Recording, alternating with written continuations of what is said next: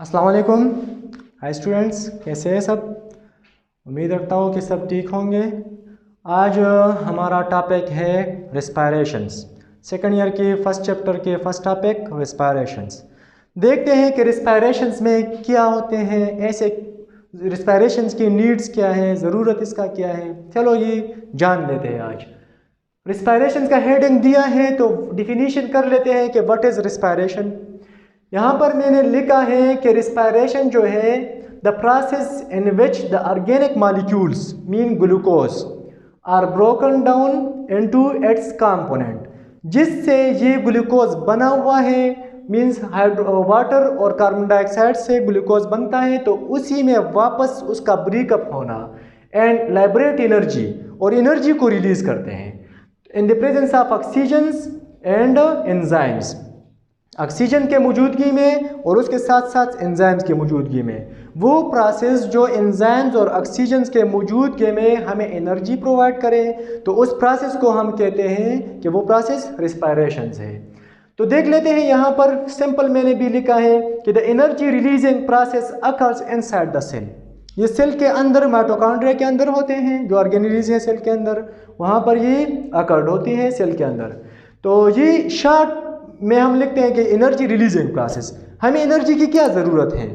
हर एक ऑर्गेनिज्म जो है वो एक्टिविटी परफॉर्म करते हैं, अपने लाइफ के डिफरेंट एक्टिविटीज़ परफॉर्म करते हैं। किस तरह रिप्रोडक्शंस करते हैं, ऑर्गेनिजम्स को नीड होते हैं ग्रोथ के लिए, एनर्जी रिक्वायर्ड है तो वो ग्रोथ करते हैं। इस तरह एक ऑर्गेनिजम्स है वो मूवमेंट करते हैं, ठीक है, एक्सरसाइज करते हैं, थिंकिंग करते हैं, तो उसके लिए एनर्जी की ज़रूरत है, ठीक है। जितना भी मेटाबॉलिज्म्स रिएक्शंस होते हैं, हार्मोन्स प्रोडक्शंस होते हैं, हार्मोन रिलीज होते हैं, ब्रेकअप होते हैं किसी प्रोटीन्स के, कैटाबॉलिज्म्स, एनाबॉलिज्म, जितने भी प्रोसेस हो रहे हैं इनके लिए एनर्जी की ज़रूरत है।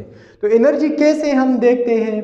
एनर्जी जो है ये रिलीज पर ये ग्लूकोज मॉलिक्यूल से इसके साथ ऑक्सीजन रिएक्ट करके एंजाइम्स के मौजूदगी में वाटर में कन्वर्ट होते हैं, glucose molecules, carbon dioxide and energy.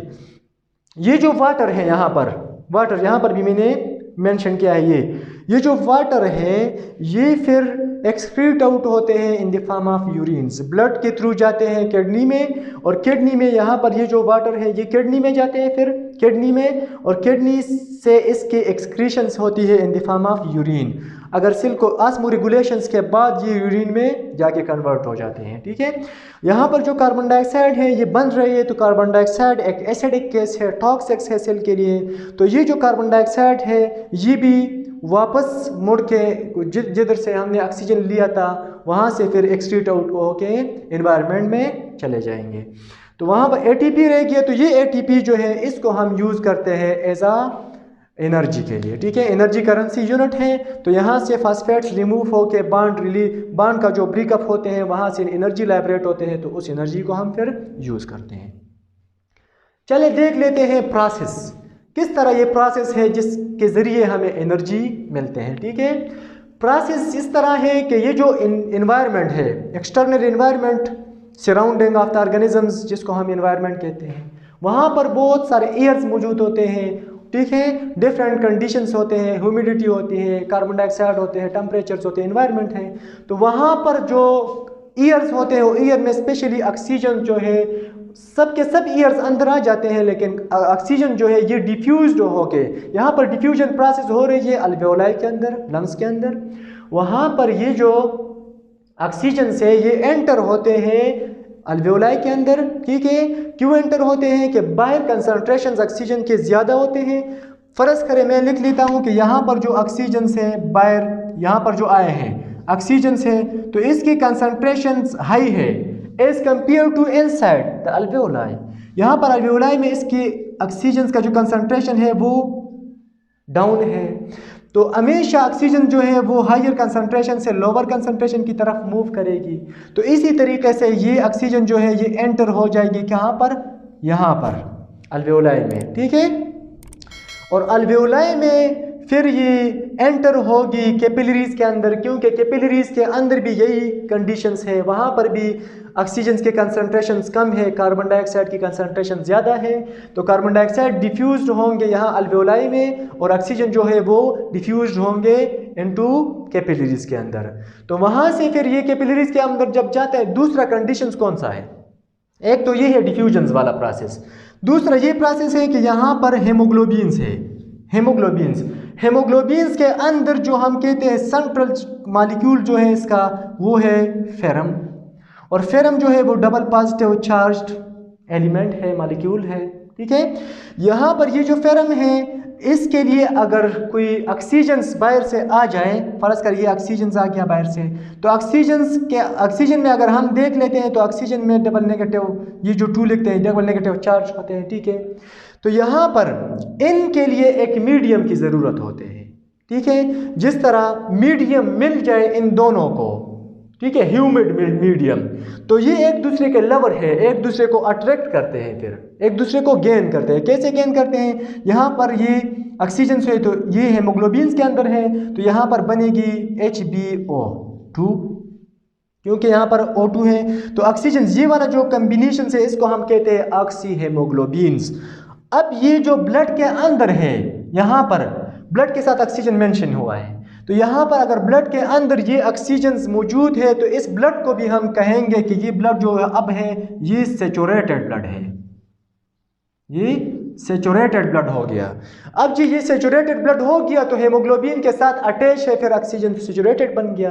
अब ये हार्ट की तरफ जाएगा, जब हार्ट में ये ब्लड एंटर होगी तो लेफ्ट आरिकल से फिर लेफ्ट वेंट्रिकल, वहाँ से फिर एओर्टा के जरिए ये टिश्यू पे जाके डिस्ट्रीब्यूट होंगे, ये वाला ब्लड जिसके अंदर ऑक्सीजन है, ठीक है। आर्टरीज में ये जाके फर्दर उसकी स्प्लिट अप हो जाती है इनटू आर्टियोल्स, फिर कैपिलरीज के अंदर, ये कैपिलरीज फिर एंटर होते हैं इनटू टिश्यूज या एक सेल्स, मैंने यहाँ पर मेंशन किया है, लिया है, ये एक सेल्स है, ठीक है, सेल है। तो इस सेल्स के अंदर जाके ये ऑक्सीजन अब यहाँ पर मौजूद है, ठीक है।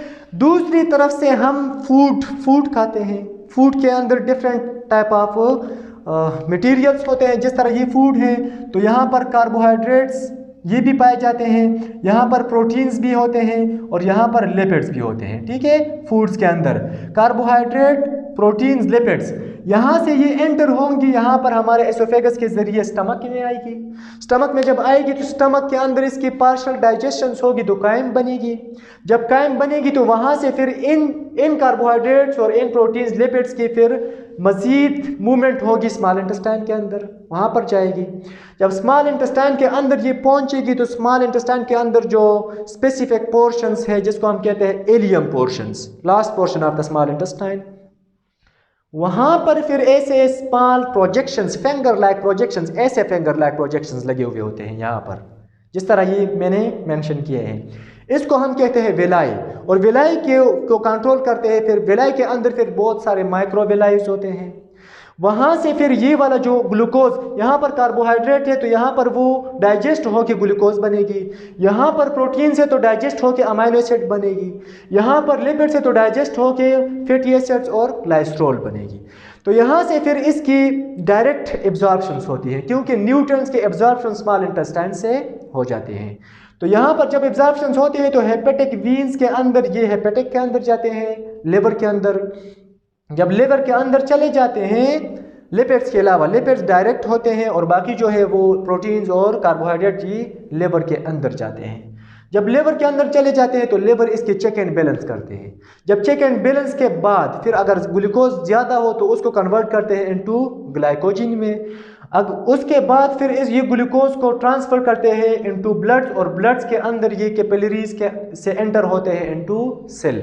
जब सेल्स के अंदर अब ग्लूकोज भी पहुंच गया तो ऑक्सीजन ऑलरेडी हेमोग्लोबिन ने ब्लड के अंदर तो लाया है, यहाँ पर अब ऑक्सीजन ग्लूकोज मॉलिक्यूल्स मौजूद है, तो इसके दोनों की यहाँ पर एक प्रोसेस होगी जिसको हम कहते हैं ऑक्सीडेशन। क्या कहते हैं जी? ऑक्सीडेशन कहते हैं। इनकी ऑक्सीडेशन होगी, ऑक्सीडेशंस होगी, रिस्पायरेशंस होगी माइटोकॉन्ड्रिया के अंदर।